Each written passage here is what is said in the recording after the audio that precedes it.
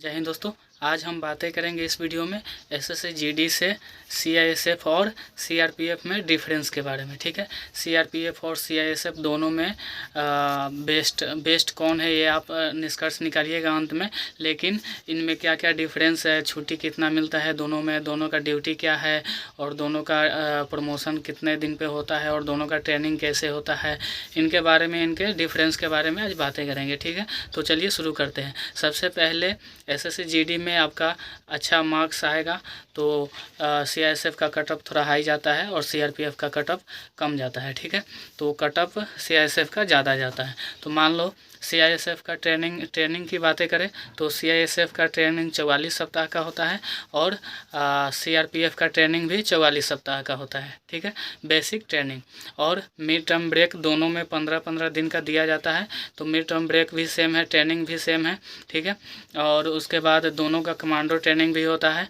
और उसके बाद ड्यूटी की बातें करें तो ड्यूटी दोनों का ऑल ओवर इंडिया में कहीं भी आपका ड्यूटी हो सकता है। ठीक है, तो ड्यूटी ऑल ओवर इंडिया में होता है। ठीक है, और दोनों के ड्यूटीज़ के बारे में बातें करें तो ड्यूटीज़ दोनों का बहुत ही अलग अलग है। ठीक है, सीआईएसएफ की ड्यूटी के बारे में बातें करें तो सीआईएसएफ का ड्यूटी होता है बड़े बड़े इंडस्ट्रियल क्षेत्र होता है, वहाँ पर सिक्योरिटी गार्ड के रूप में, या एयरपोर्ट में देखते ही होइएगा आप सीआईएसएफ वाले सिक्योरिटी वो चेक करते हैं सबका।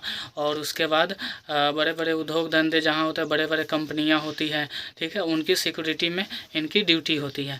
और सीआरपीएफ की ड्यूटी ऑल ओवर इंडिया में, ये भी ऑल ओवर इंडिया में कहीं भी रहते हैं। ठीक है, और इनकी ड्यूटी यह है कि इंटरनल सिक्योरिटी को कायम रखना, क्योंकि कहीं दंगा हो, कहीं इलेक्शन हो, या कहीं दंगा हो जाए, या कहीं आतंकवादी हमला हो जाए देश के अंदर, या देश के अंदर के दुश्मनों से लड़ता है सीआरपीएफ। ठीक है, और ख़तरा की बातें करें तो सीआरपीएफ में ज़्यादा खतरा होता है, डेंजर, थोड़ा ड्यूटी इसकी हार्ड है सीआईएसएफ के मुकाबले।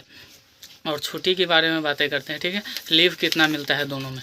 तो सीआईएसएफ की बातें करें तो सीआईएसएफ में छुट्टी आपका 30 दिन ईएल और 15 दिन सीएल बनेगा। ठीक है, 30 दिन अर्जित अवकाश बोलते हैं और 15 दिन सीएल यानी आकस्मिक अवकाश। ठीक है, 15 दिन, 45 दिन टोटल छुट्टी बनती है सीआईएसएफ में।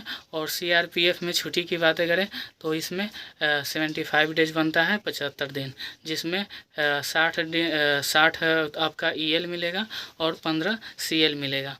और इसमें एक्स्ट्रा जीएच आरएच और संडे ये ऐड होता है तो वो छुट्टी बढ़ भी जाता है आगे। ठीक है, तो छुट्टी सीआईएसएफ में कम है सीआरपीएफ के मुकाबले। ठीक है, और तो छुट्टी कम है, और क्योंकि सीआईएसएफ को फैमिली रख सकते हो।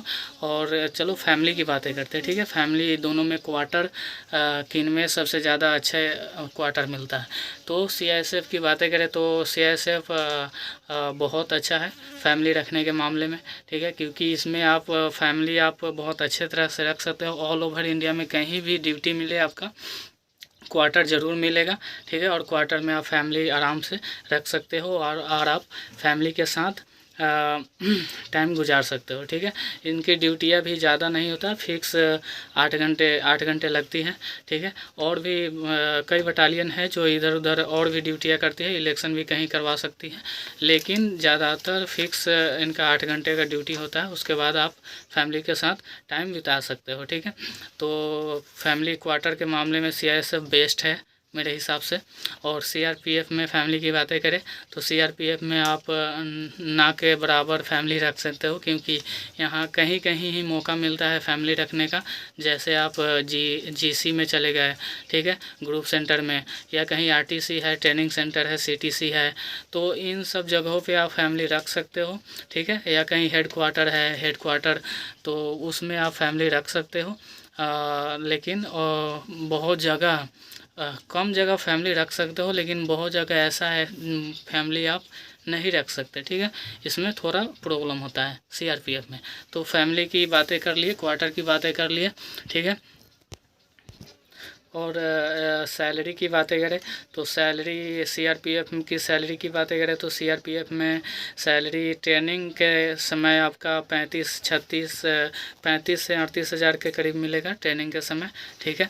और ट्रेनिंग के बाद आपका रिक्स अलाउंस बढ़ जाता है। रिक्स अलाउंस सीआरपीएफ में सबसे ज़्यादा मिलता है पैरामिलिट्री फोर्सेस में, क्योंकि बहुत ख़तरनाक एरिया होता है, डेंजर एरिया, ठीक है, जहाँ पे रिक्स अलाउंस आपका 22 हज़ार के करीब भी चला जाता है। जैसे छत्तीसगढ़ हो गया, झारखंड हो गया, जम्मू कश्मीर हो गया, ठीक है। तो रिक्स अलाउंस यहाँ बहुत ज़्यादा मिलता है, और जगह पे जहाँ पीसफुल एरिया है वहाँ रिक्स अलाउंस कम मिलता है, ठीक है।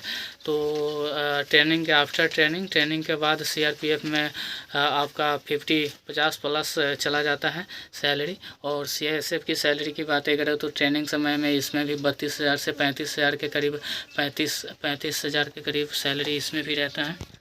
और आफ्टर ट्रेनिंग सीआईएसएफ का सैलरी भी थोड़ा बढ़ जाता है, लेकिन ज़्यादा सैलरी सीआरपीएफ में मिलता है, ठीक है। और प्रमोशन की बातें करें तो प्रमोशन दोनों में आपका एज अ कांस्टेबल अगर आप भर्ती होते हैं एसएसजीडी से तो हेड कांस्टेबल बनने में आपका 17 से 20 साल लग जाता है हेड कांस्टेबल बनने में। उसके बाद एएसआई, एसआई, इंस्पेक्टर, उसके बाद असिस्टेंट कमांडेंट, ऐसे आप आगे धीरे धीरे 6 साल 7 साल के गैप पे बनते चले जाओगे, लेकिन हेड कांस्टेबल बनने में आपका 17 से 20 साल तक लग जाता है। और डिपार्टमेंटल एग्ज़ाम की बातें करें तो डिपार्टमेंटल एग्ज़ाम दोनों में होती है। 3 साल या 5 साल आपका जब जॉब का हो जाता है उसके बाद डिपार्टमेंटल एग्ज़ाम आप दे सकते हैं। इसके लिए भी एक शर्त होती है, आपका रिपोर्ट साफ़ होना चाहिए, यानी कि आपका ड्यूटी अच्छे तरह से आप कर रहे हो या हर जगह वेरी गुड आ रहे हो, ठीक है। तो कोई सज़ा नहीं मिलना चाहिए या कहीं छुट्टी से लेट नहीं आ जाओ आप, मतलब कोई आपका रिपोर्ट हमेशा वेरी गुड होना चाहिए और साफ़ सुथरा होना चाहिए, कोई सज़ा नहीं मिले। तो आप एलडीसी का एग्ज़ाम होता है जिससे आप हेड कांस्टेबल एसआई तक आप बन सकते हो। जैसे ग्रेजुएशन है तो डायरेक्ट एसआई भी बन सकते हो एलडीसी का एग्ज़ाम देकर, ठीक है। तो यही है प्रमोशन और एलडीसी एग्ज़ाम द्वारा डिपार्टमेंटल एग्ज़ाम होता है, इससे आप बहुत आगे बढ़ सकते हो, ठीक है। तो पढ़े लिखे अगर लड़के आते हैं तो वो डिपार्टमेंटल एग्ज़ाम दे के बहुत आगे बढ़ सकता है बहुत ही कम समय में, ठीक है। तो जो भी डाउट होगा आप कमेंट कीजिएगा किस टॉपिक पे वीडियो चाहते हैं। बाकी सीआईएसएफ और सीआरपीएफ के बारे में जितना था वो मैंने बता दिया है, ठीक है। वीडियो अच्छा लगे तो चैनल को सब्सक्राइब करें, ठीक है। जय हिंद।